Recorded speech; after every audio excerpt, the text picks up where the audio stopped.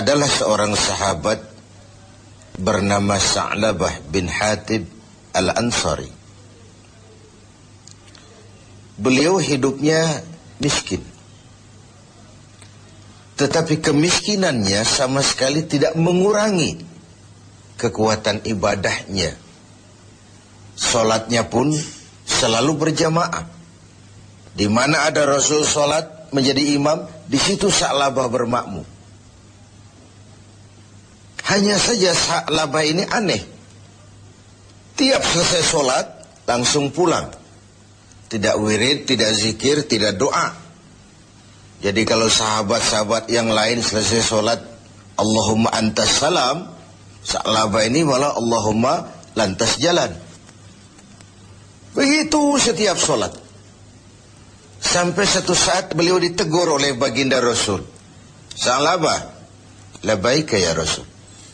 Kau ini macam orang munafik saja. Tidak betah kau di masjid. Atau tidak pentingkah doa dan wirid itu menurut kau? Tiap selesai sholat, pulang. Salam, pulang. Kenapa begitu Sa'labah? Maafkan saya ya Rasul. Kenapa? Saya bukan tidak menganggap doa dan wirid tidak penting. Lalu, bukan juga tidak betah di masjid. Kemudian, kenapa kau terus pulang begitu? Saya ini keluarga miskin ya Rasul. Kain satu pun berdua dengan istri saya. Ketika saya sholat di masjid sini, istri saya di rumah nunggu giliran sholat dari sarung yang sedang saya pakai ini. Kalau saya pakai wirid dan zikir, istri saya tidak kebagian waktu sholat. Begitulah. Iya. Oh. Lalu bagaimana Sa'labah? Begini saja ya Rasul. Ini sudah kadung ditanya oleh Tuhan. Tuhan kan Rasul. Ya. Kenapa memang? Bahwa Rasul itu kan doanya jarang meleset. Maksud kamu?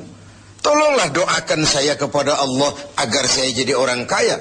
Kalau saya kaya, sarung punya sendiri, istri punya sarung sendiri, tenanglah saya beribadah. Rasulullah senyum. Kemudian bilang, Sa'labah, saya ya Rasul. Kau kan orang Islam? Iya. Bagi orang Islam, contoh yang paling utama itu siapa? Ya Tuhan ya Rasul. Kau lihat saya kaya? Tidak. Lalu kenapa kau mau minta kaya? Begitu ya? Iya, sudah, pulang saja. Pulanglah Sa'labah. Esoknya ketemu lagi dengan Rasul. Gimana Sa'labah? Sudahlah Rasul, doakan saja supaya saya jadi orang kaya. Sa'labah, saya ya Rasul. Qalilun tuaddi syukrahu khairun min kasirin la tutiquhu. Sedikit kamu syukuri itu jauh lebih baik daripada banyak tapi kau tak kuat mengembannya. Sudah, pulang saja. Baik ya Rasul. Hari ketiga kemudian ketemu lagi dengan baginda Rasul. Kali ini sudah dengan tekad yang bulat. Bagaimana Sa'labah? Sudah ya Rasul. Sudah bagaimana? Sudah saya pikir. Lalu, iya sih syukur-syukur. Tapi kalau sarung satu dipakai berdua, sulit juga syukurnya. Sudahlah, doakan saja kepada Allah agar saya jadi orang kaya. Kalau saya kaya, saya akan sedekah, saya akan sholat berjamaah. Wal'ati kullazi haqqin haqqah, tiap orang akan saya berikan haknya. Pokoknya bereslah kalau saya jadi kaya nanti. Begitu permintaan Sa'labah. Didesak sedemikian rupa, akhirnya baginda Rasul mengangkat kedua belah tangan, mendoakan Sa'labah. Allahumma razuk Sa'labah. Ya Allah, berikan rezeki kepada Sa'labah. Oleh baginda Rasul, Sa'labah dihadiahkan seekor kambing betina yang sedang hamil. Peliharalah kambing ini Sa'labah, mudah-mudahan bawa berkah bagi kau. Dipeliharalah kambing ini oleh Sa'labah sampai melahirkan 2 ekor sekaligus. 1 menjadi 3, 3 menjadi 5, 5 menjadi 7. Makinlah hari kambingnya makin banyak berkembang biak. Ketika kambing banyak berkembang biak, Sa'labah mulai kesibukan. Datang sholatnya mulai terlambat. Tadinya sebelum waktu sudah menunggu di masjid. Sekarang imam sudah qamat, baru dia datang. Lama-lama sholat 5 waktu pun tidak kelihatan. Jumat saja di masjid. Itu pun kalau khatib sudah naik mimbar, baru dia datang. Terakhir Jumat pun tidak kelihatan juga. Orang tanya, kemana Sa'labah? Sibuk keluar kota, ngembala kambing. Ya wailah Sa'labah. Sayang sekali, celaka Sa'labah. Sampai ketika turun kewajiban membayar zakat, alih-alih Sa'labah malah tidak mau mengeluarkan zakatnya. Sampai di zaman Utsman bin Affan, Sa'labah mengalami kebinasaan dan bangkrut kembali dengan seluruh hartanya. Pemirsa TV7, riwayat ini adalah sebuah potret bagaimana seorang Sa'labah diuji dengan kemiskinan, dia lulus. Tapi saat diuji dengan kekayaan, dia gagal, berantakan. Ketika miskin dia hamba Allah. Setelah kaya dia pindah menjadi hamba harta. Sikap ini mencerminkan tidak istiqamah. Tidak punya pendirian yang tetap dalam menjaga nilai kehambaan di hadapan Allah Subhanahu wa ta'ala. Bahwa isi hidup ini penuh cobaan, ujian. Quran sudah menjelaskan itu kepada kita. وَلَنَبْلُوَنَّكُمْ بِشَيْءٍ مِّنَ الْخَوْفِ وَالْجُوعِ وَنَقْصٍ مِّنَ الْأَمْوَالِ وَالْأَنْفُسِ وَالثَّمَرَاتِ. Dan pasti dengan lamu taukid, walanabluwannakum, dan pasti kami akan uji kamu dengan sebagian kecil dari apa? Minal khauf, rasa takut. Kadang dalam hidup kita dihinggapi rasa takut yang tidak beralasan. Sudah kaya takut kalau jatuh miskin. Sudah punya kedudukan takut kalau diambil orang. Takut kalau ada mutasi. Takut kalau harus turun jabatan. Sudah hidup takut kalau mesti mati. Takut yang sering tidak beralasan. Wal khauf, rasa lapar. Secara makro, khauf dan ju' ini kan masalah hankam dan ekonomi. Keamanan dan kemakmuran. Sering kali kita diuji dengan ini. Hilangnya rasa aman, ekonomi gonjang-ganjing, ini mahal, itu mahal, ini naik, itu naik. Lapangan kerja sulit, persaingan hidup tajam. Apalagi sudah masuk pertengahan Ramadan ke atas. Orang sudah konsentrasi, mau mudik lah, mau lebaran lah. Sehingga konsentrasi ibadah pun sering buyar. Tengoklah.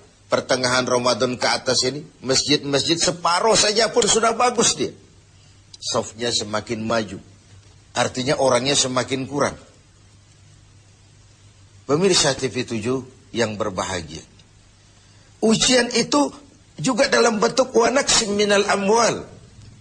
Kekurangan harta. Kehilangan, rampok, kecurian. Wal anfus, kekurangan jiwa, kematian. Wathamarat, kekurangan buah-buahan. Menghadapi ujian-ujian, cobaan-cobaan itu, Allah memberikan sandaran. Wabasyiris sabirin, berikan berita gembira kepada orang-orang yang sabar menghadapi segala macam ujian tadi. Siapa orang yang sabar? Alladzina iza asabathum musibah qalu inna lillahi wa inna ilaihi raji'un. Yang apabila mendapat suatu cobaan, segera sadar segalanya dari Allah dan segalanya pun akan kembali kepada Allah. Ada baiknya kita angkat satu potret lain, potret Nabi Ayub alaihi salam. Nabi Ayub sebelumnya adalah orang yang kaya. Beberapa rasul memang kaya. Binatang ternaknya banyak, sawah ladangnya luas, rumahnya bagus. Iblis tidak senang kalau ada orang semut-semut saja, jalan-jalan normal baik-baik saja. Iblis dilapor, Tuhan, hambamu yang namanya Ayub itu mau ibadah karena kaya dia. Coba kalau dia jatuh miskin, selesai ibadahnya itu. Allah bilang, Iblis, aku tahu Ayub itu hambaku yang ikhlas. Saya buktikan Tuhan, silahkan. Iblis pun turun ke alam ini menggoda Nabi Ayub. Mula pertama, dia binasakan binatang ternak Nabi Ayub. Lalu dirusak sawah ladangnya. Sehingga praktis dalam waktu singkat, Nabi Ayub jatuh dari orang paling kaya menjadi orang paling miskin. Dan itu tidak mudah. Dan itu tidak mudah. Mudah mengalami frozen emotional attitude, shock. Sudah begitu iblis datang menemui Nabi Ayub yang sedang ibadah di mihrab dalam masjid. Ayub, ya. Sedang apa? Ibadah. Menyembah Tuhan, menyembah Tuhan. Tahukah kau Ayub? Kenapa? Tuhan yang sedang kau sembah sekarang ini, dia sudah bikin miskin kau. Sawah ladangmu binasa, rusak. Binatang ternakmu mati semua. Dan kau sekarang jadi orang miskin Ayub. Buat apa lagi nyembah Tuhan yang model begitu? Dia sudah bikin miskin kamu. Nabi Ayub senyum mendengar itu. Benar, benar. Binatang ternak saya binasa, binasa. Sawah ladang saya hancur, hancur. Dan sekarang saya jadi orang miskin, miskin. Alhamdulillahilladzi a'tani wa akhaza minni. Segala puji bagi Allah yang telah memberikan harta kepada saya dan sekarang mengambilnya lagi. Tengoklah Nabi Ayub ini. Ketika binatang ternaknya binasa, sawah ladangnya musnah, bukan innalillahi malah alhamdulillahilladzi a'tani wa akhadha minni. Segala puji bagi Allah yang telah memberikan kekayaan kepada saya dan sekarang mengambilnya lagi. Allah yang memberi, Allah juga yang mengambil. Inilah yang disebut sikap istiqamah. Ibadah kita tidak bergantung kepada cuaca.